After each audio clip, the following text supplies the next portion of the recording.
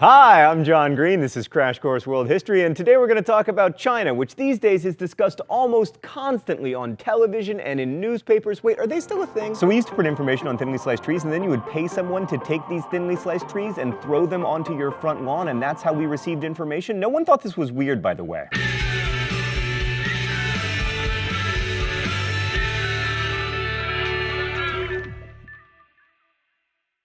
Right, but anyway, you hear a lot about how China's going to overtake the US and bury us under a pile of inexpensive electronics, but I don't want to address those fears today. Instead, I want to talk about how the way you tell a story shapes the story. China was really the first modern state, by which I mean it had a centralized government and a core of bureaucrats who could execute the wishes of that government, and it lasted in pretty much the same form from 150 BCE until 1911 CE, which is technically known as a long-ass time. The Chinese were also among the first people to write history. In fact, one of the Confucian classics is called the Shu Jing, or Classic of History. This is great for us because we can now see the things the Chinese recorded as they were happening, but it's also problematic because of the way the story is told. So even me from the past with this 5 minutes of world history knows that Chinese history is conveniently divided into periods called dynasties. Mr. Green, I didn't even say anything. That doesn't seem very fair. Shh! What makes a dynasty is that it's ruled by a king, or as the Chinese know him, an emperor, who comes from a continuous ruling family. As long as that family produces emperors, and they are always dudes. No, they aren't. First off, there were several empress dowagers who wielded tremendous power throughout Chinese history, and there was one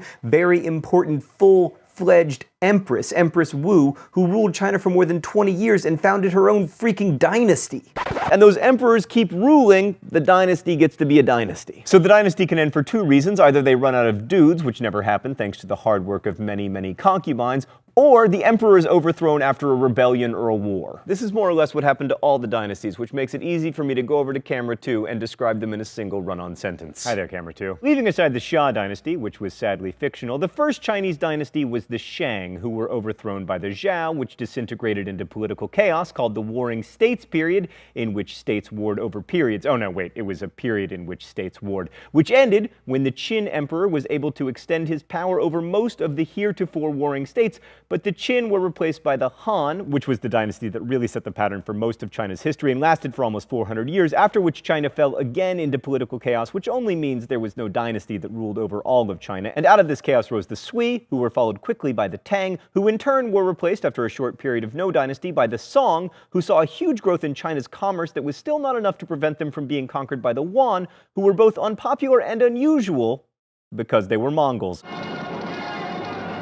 which sparked rebellions resulting in the rise of the Ming, which was the dynasty that built the Great Wall and made amazing vases, but didn't save them from falling to the Manchus, who founded a dynasty that was called the Qing, which was the last dynasty because in 1911 there was a rebellion like the ones in, say, America, France, or Russia, and the whole dynastic system, which at that point had lasted for a long-ass time, came to an end. And breathe. So that's what happened, but what's interesting as far as capital H history is concerned is why it happened, and especially why the people who were writing history at the time said it happened, which leads us to the Mandate of Heaven. So the concept of the Mandate of Heaven dates from the Zhou dynasty, and current historians think that they invented it to get rid of the Shang. Before the Zhou, China didn't even have a concept of heaven, or Tian, but they did have a high god called Shengdi. But the Zhou believed in Tian, and they were eager to portray the idea of heaven as eternal, so they ascribed the concept of the Mandate of Heaven back to a time even before the Shang, explaining that the Shang were able to conquer the Xia only because the Xia kings had lost the mandate of heaven. This, of course, would have been impossible, partly because the Xia kings had no concept of heaven, and partly because, as previously noted, they didn't exist, but let's just leave that aside. The Shu Jing is pretty specific about what caused the Xia kings to lose the mandate, by the way, explaining the attack on Xia may be traced to the orgies in Mingtao. Sadly, the Shu Jing is woefully short on details of these orgies, but orgies are the kind of behavior that is not expected of a ruler,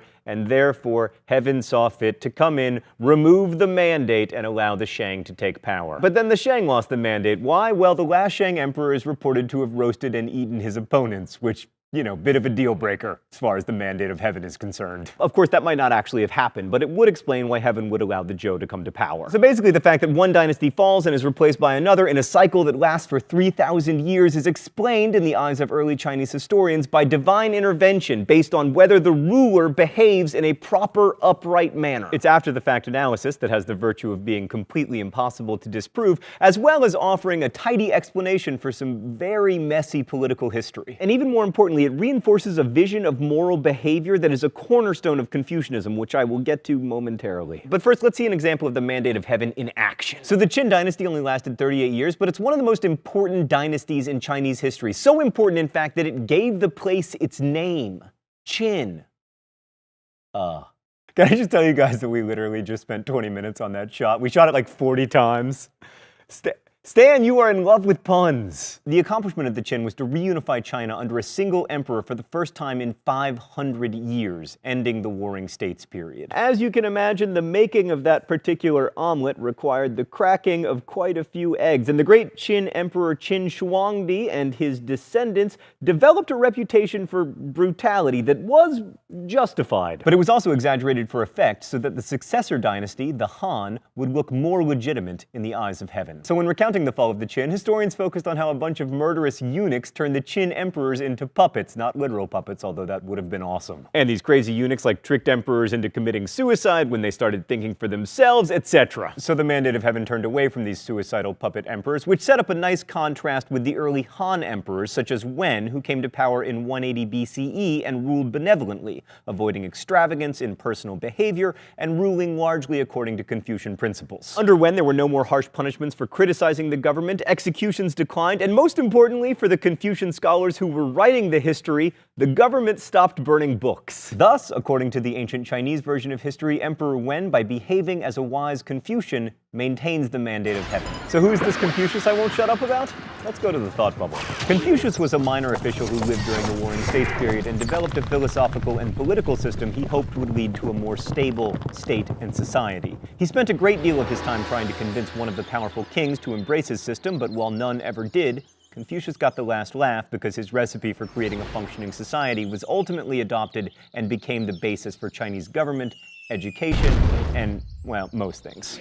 So Confucius was conservative. He argued that the key to bringing about a strong and peaceful state was to look to the past and the model of the sage emperors. By following their example of upright moral behavior, the Chinese emperor could bring order to China. Confucius's idea of morally upright behavior boils down to a person's knowing his or her place in a series of hierarchical relationships and acting accordingly. Everyone lives his life, or her life, but like most ancient philosophical traditions, women were marginalized, in relationship to other people, and is either a superior or an inferior. There are 5 key relationships, but the most important is the one between father and son, and one of the keys to understanding Confucius is filial piety, a son treating his father with reverential respect. The father is supposed to earn this respect by caring for the son and educating him, but this doesn't mean that a son has the right to disrespect a neglectful father. Ideally, though, both the father and the son will act accordingly.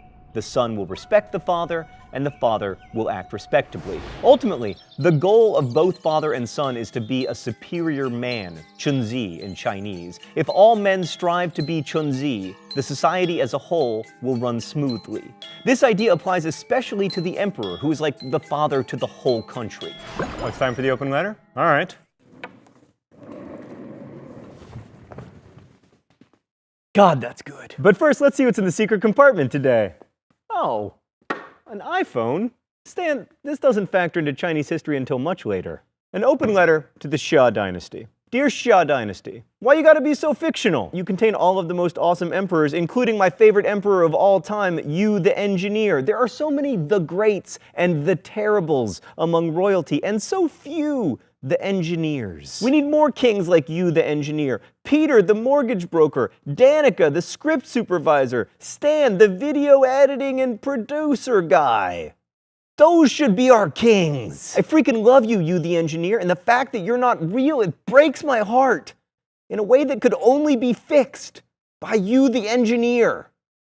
Circularity actually reminds me of the mandate of heaven. Best wishes, John Green. But back to the chunzi. So how do you know how to behave? Well, first you have to look to historical antecedents, particularly the sage emperors. The study of history, as well as poetry and paintings, in order to understand and appreciate beauty, is indispensable for a chunzi. The other important aspects of chunziness are contained in the Confucian ideas of ren and li. Ren and li are both incredibly complex concepts that are difficult to translate, but we're going to do our best. Ren is usually translated as propriety. It means understanding and practicing proper behavior in every possible situation, which of course depends on who you're interacting with hence the importance of the 5 relationships. Li is usually translated as ritual and refers to rituals associated with Chinese religion, most of which involve the veneration of ancestors. Which brings us back in a very roundabout way to the fundamental problem of how early Chinese historians wrote their history. Traditional Chinese historians were all trained in the Confucian classics, which emphasized the idea that good emperors behaved like good Confucians. Would-be historians had to know these classics by heart, and they'd imbibed their lessons, chief among which was the idea that in order to maintain the mandate of heaven,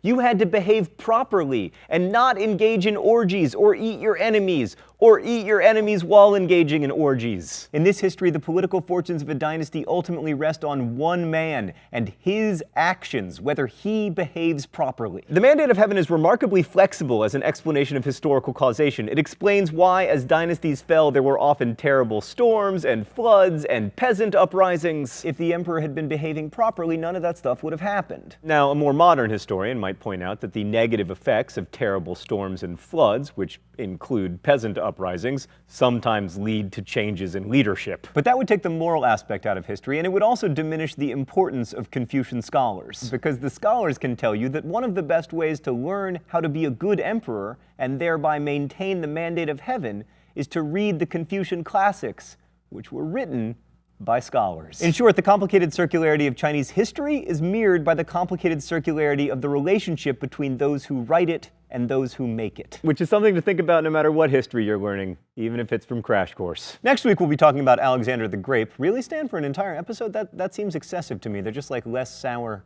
grapier lemon heads. Oh, Alexander the Great. That makes more sense. Until then, thanks for watching.